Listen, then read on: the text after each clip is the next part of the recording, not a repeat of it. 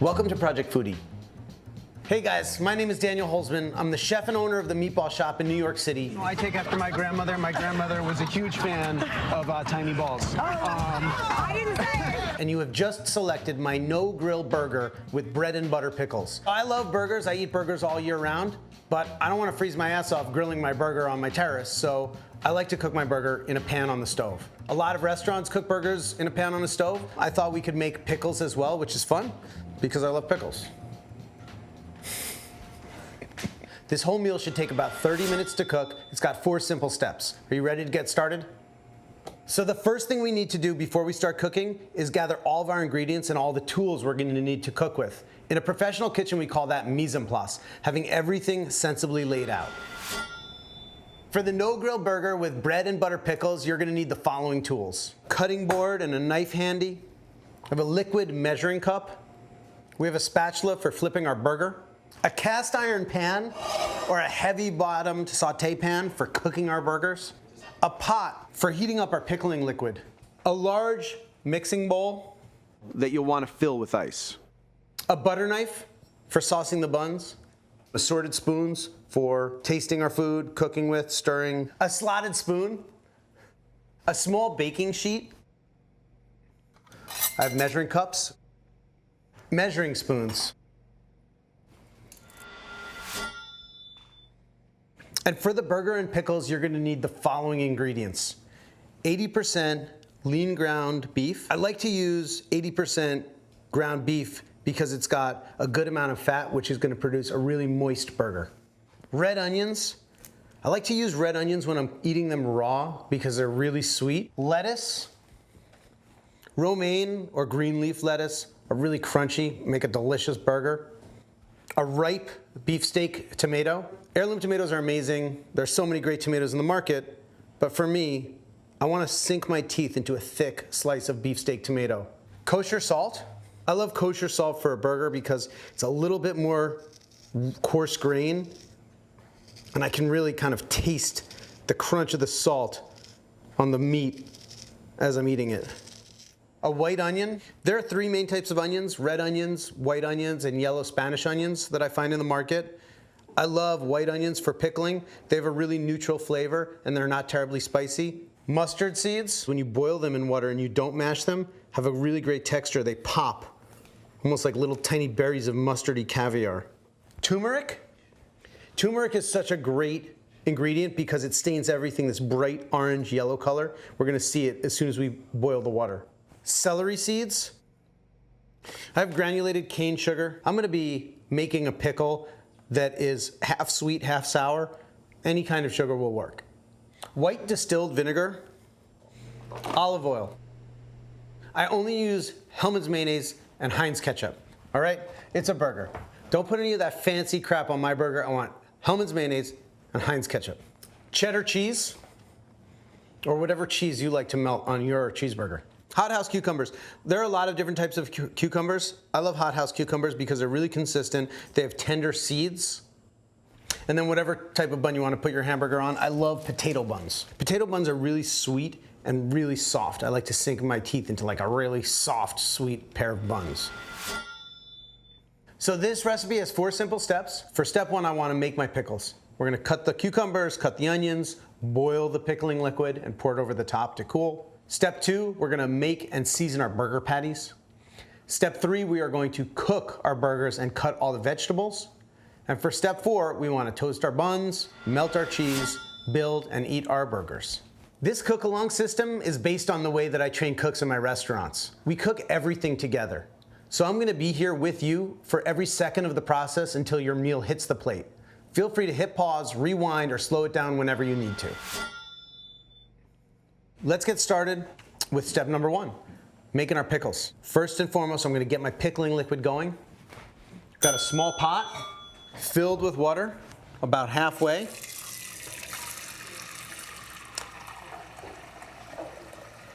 And the idea of pickling liquid is I'm gonna use about 50% water and 50% vinegar. And that should make a really delicious pickle. And after that, it's all about the seasoning. So pickling is a method of preserving, and the vinegar will raise the pH level or make the vegetables so acidic that they will last for a long time. Bacteria won't grow there. So that's where the vinegar comes in. Salt is another very important ingredient. There are salt pickles and there are vinegar pickles, but all pickles have at least some salt. And then for bread and butter pickles, they are quite sweet. So we're gonna put a good amount of sugar. The traditional pickling seasoning for a bread and butter pickle are celery seeds,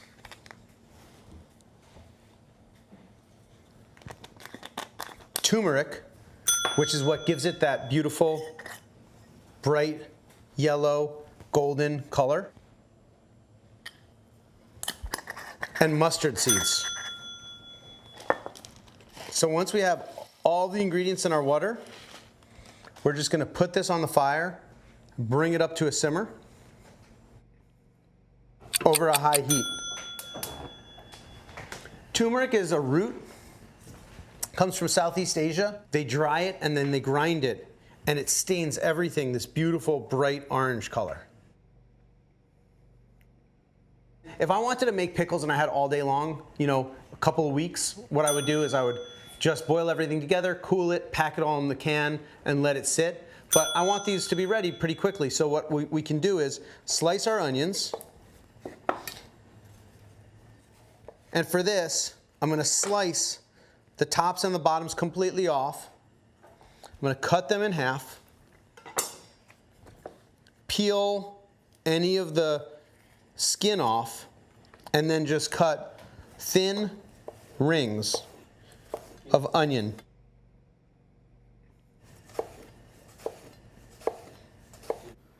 So when we're cutting the onions for a pickle, I like to cut them into half rings because it's going to look really beautiful when they're all mixed together with the cucumbers. The cucumbers, I could just slice them and peel the plastic off, remove both ends, and then I'm just going to cut these into thin 1/4 inch rings.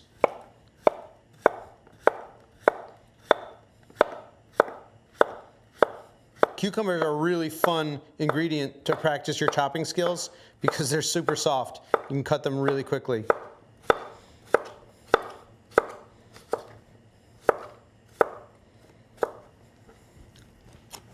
The cucumbers and onions are ready. Now we want to fill a large mixing bowl about half full of ice. That way, when we take the pickles off the stove, we can plunge them immediately into the ice bath to stop the cooking process. Be sure to hit pause or rewind any time you need.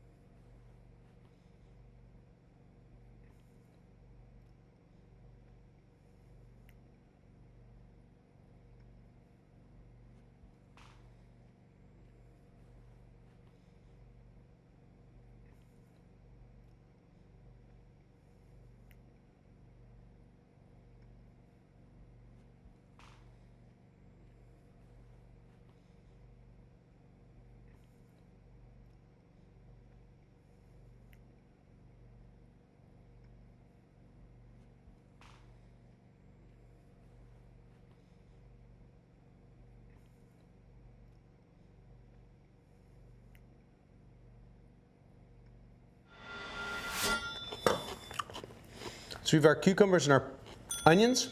And what we can do is just put those into our pickling liquid. For 45 seconds.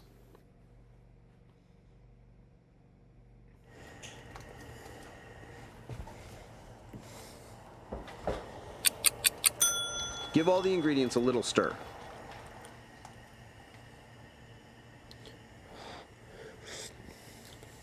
Pickling liquid is something that you can use a few times. So after I'm done with these pickles, I can actually drain it and pickle another batch in here. I love bread and butter pickles as an accompaniment for burgers because it reminds me of, you know, like the fast food restaurant burgers that I had as a kid where they had those really sweet, crunchy pickles. So what I don't want to do is boil or overcook my cucumbers. I want them to be nice and crunchy. The heat is just going to help them to pickle and infuse with the liquid. I can still kind of put my finger in there without really burning myself. I'm going to turn off my flame and I'm just going to pour my liquid with the pickles into it into a bowl that I've prepared with ice.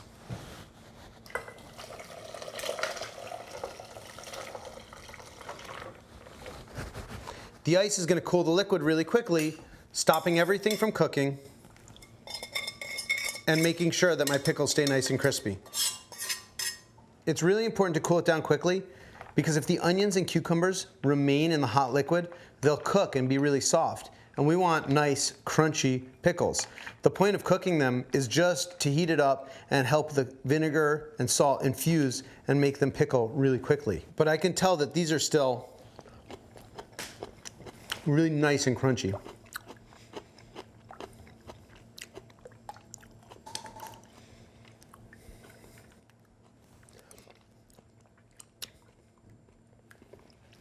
And that's it for step one. We're just gonna let our pickles marinate. For step two, we are going to make and season our burger patties. This is a pretty simple step. As a chef, people are always asking me questions about cooking, and the question I get all the time is like, what should I put in my burger? My answer is, you shouldn't put anything in your burger. You should put really great ground beef that's high in fat, so it's nice and moist. You're gonna take whatever size burger you like. I'm a fan of like a nice, big, juicy, rare 8-ounce patty, and as quickly and simply as possible, I'm just gonna kind of give it a little knead, and what that's gonna do is it's gonna work up some of the proteins in the meat and help it all to stick together. What I don't want is to mess with it so much that the heat of my palm starts to melt the fat. I want to maintain the kind of raw nature of the meat, but I give it a little knead, which will help it to stick together, and then I just roll and flatten, roll and flatten, roll and flatten, roll and flatten, roll and flatten, until I get a really beautiful round burger patty that will stick together. Again, I'm just kneading the meat a little bit, really quickly, to try and build up the sticky proteins that will help the burger to stick together. And then I'm just gonna roll and flatten and roll and flatten and roll and flatten and roll and flatten my burger until I get a really beautiful, nice, round burger patty. I just want to work it enough that it sticks together and nothing else. After this, we're going to season the burger. And I like to season my burger with a ton of kosher salt. I want it to look like it was just like a salt snowstorm covering my burger on both sides.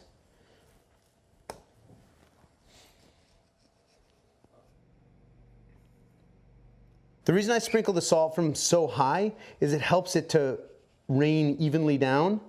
If I season really low, it makes it hard to make an even spread, but from up high, everything bounces around and makes a nice even coating of salt. I'm gonna go ahead and turn on my heavy bottom cast iron pan to a high flame so it has time to heat up. It takes a couple minutes to heat up a heavy pan like this. And you can go ahead and preheat the oven to broil. Be sure to hit pause or rewind any time you need.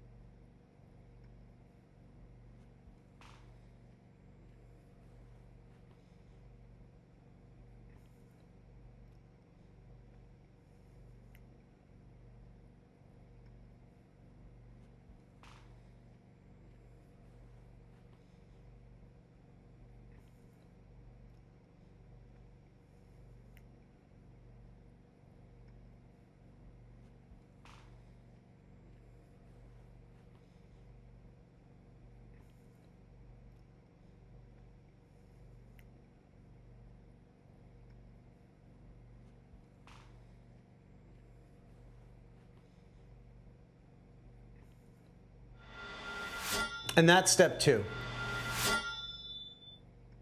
Step 3, we're gonna go ahead and cook our burgers, cut our vegetables so we can build our burgers. We've got a little bit of olive oil.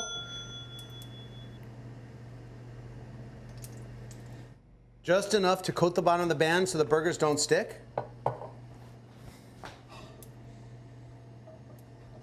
And I'm gonna really carefully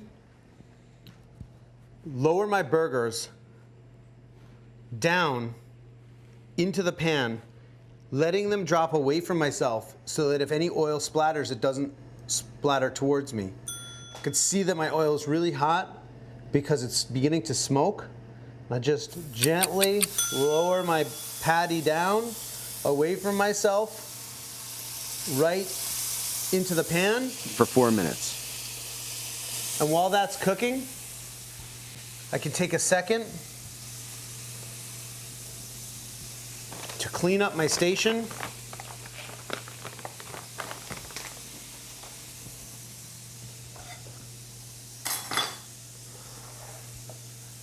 I had some raw meat on here, so I'm going to go ahead and just soap it down with a little bit of hot water and soap. Make sure everything is nice and sanitized so that I can cut my vegetables. I'm not super squeamish about raw beef because I know that you can eat raw beef, but if I'm going to be putting this out for a picnic and it's going to be sitting in the sun for a long time, it's nice to make sure that my veggies are cut on a clean surface. This bench scraper is a great tool for cleaning cutting boards. Hamburgers are loved by everybody, but I always make this meal for my best friend Khan. Every time we're together, he begs me to make him a burger. You know, like there are so many restaurants that you can get a burger in, but there are so few places where you can get a rare, thick burger. And I love to eat a rare burger, but you know, most restaurants, the burgers are better medium well. You could make a lamb burger, certainly make a pork burger. I often will make a mixture of meats, but the classic beef burger is my absolute favorite. The tomatoes for my burger, I like to cut them really thick. So we take a beefsteak tomato and just slice a couple of nice thick slices for each patty.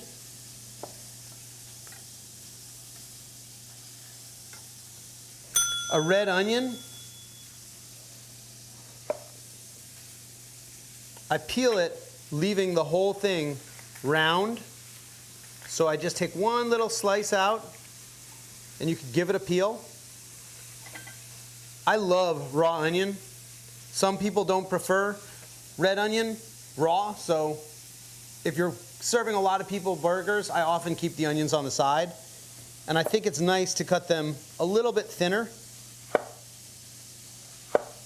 When I'm cutting these guys, I like to slowly slice them into thin rings I love the red onion, but I'll often break out the centers and just leave the rings, which look so beautiful on the burgers and taste really, really great. So we've got some onion rings.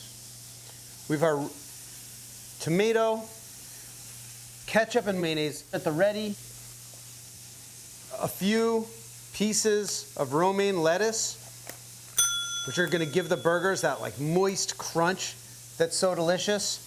And I'm going to cut them, just getting rid of the bitter green ends, and about squares the size of my burger patties.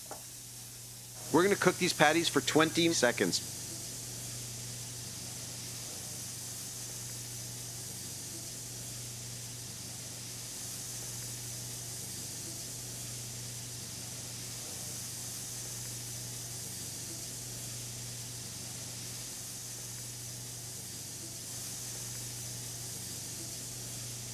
Right about now, it's time to flip our burgers. They're really sizzling away. And I'm just gonna gently make sure they're not sticking. And again, I'm always gonna flip everything away from myself. So if it splatters oil, it doesn't splatter towards me. And I just give it a nice flip. And these burgers have a beautiful dark brown sear all around. It's going to be extremely delicious. We're going to cook these patties for 2 more minutes on this side. If I'm going to cook vegetables, I don't wash them unless they're dirty. If vegetables are raw, I will give them a wash. Like I'll wash a beefsteak tomato before I slice it for my burger. When I buy tomatoes from a farm, I always wash them. When I buy tomatoes from a supermarket, I know they're pre-washed. So I'm not worried about there being lots of dirt in there, and it's just sanitizing them if I'm gonna eat them raw. Our burgers are cooking on the second side. I've got some cheddar cheese. I love a cheddar burger. Swiss, cheddar, American. We don't have to get into that argument. I'm just gonna cut the edge off of it. I'm gonna give myself a couple of thin slices of cheddar cheese really carefully so that I don't cut my finger off. The thing about burgers is everybody eats burgers. We all have our favorite toppings. We all have our favorite buns.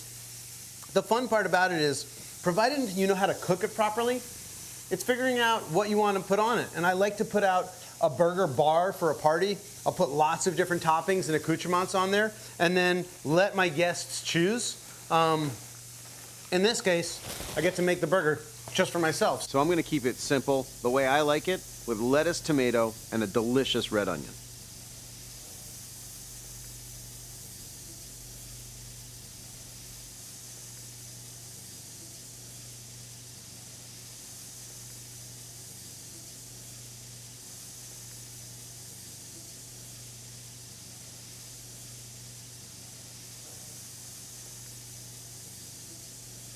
So my burger is cooked, and what I want to do is pull it out of the pan,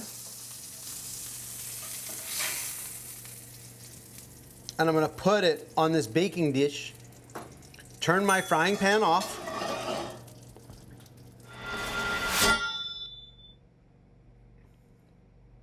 so for step 4, I'm going to toast the buns, melt the cheese, strain our pickles, and build our burger.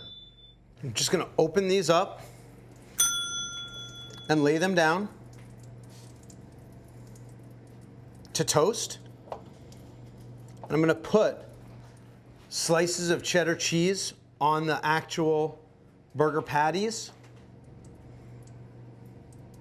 And these guys are going to go right under the broiler. Really good cheddar cheese. Simultaneously melting the cheese and toasting the buns. Because my burgers are hot right out of the oven, the cheese should melt really quickly. The bread is gonna toast quickly. The only way I can kind of ruin Christmas at this point is if I burn my buns. We're gonna strain our pickles with a slotted spoon, and you can see that they've been stained with the turmeric, this beautiful golden green color. Those are gonna be absolutely delicious. the perfect accompaniment.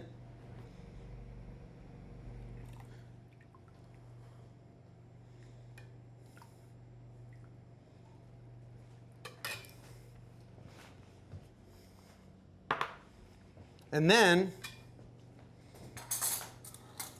we have our burgers and buns toasting. I'm just gonna bring right over here. And they're perfect. You can see the cheese is just melted completely. I like to put some ketchup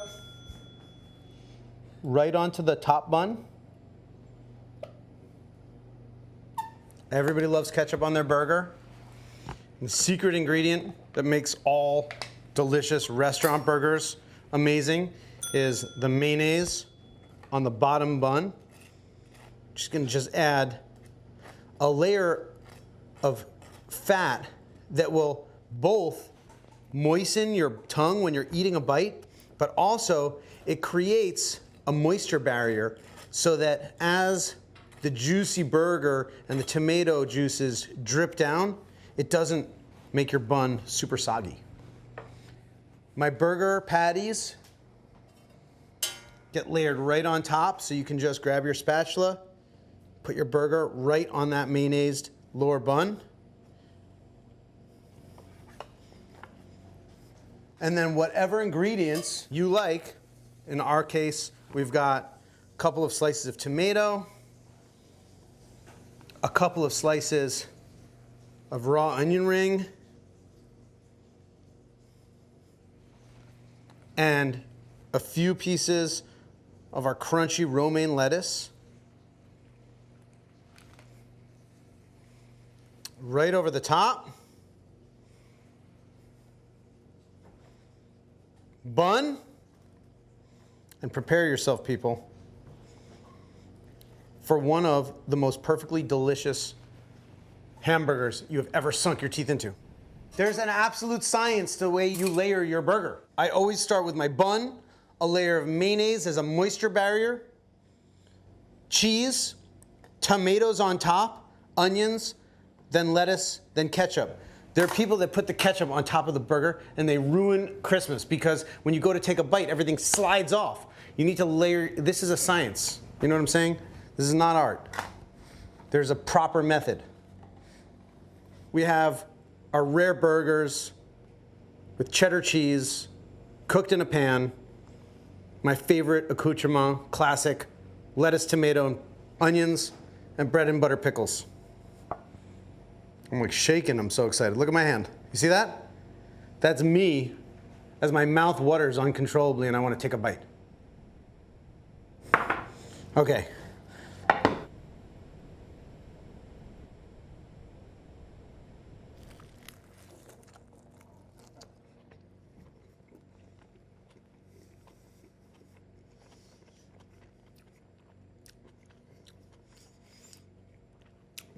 Every now and then, I take a bite of something, and it reminds me how lucky I am to have grown up in America. God bless America, and God bless this rare hamburger. God bless you. You can tell it's medium rare because it's still pink on the inside. And thank you so much for making it with me. I hope you have an amazing day, and I hope you stop watching and you're eating already. Even though it's extraordinarily messy, and there's all that stuff on here, it's stayed together. That's because you made it properly. If your burger's falling apart, it's no longer a burger. It's a meat salad. Oh, it's so crispy and listen. I'm gonna go take a shower. I hope you've enjoyed this Project Foodie cook along, and I hope you'll join us for more.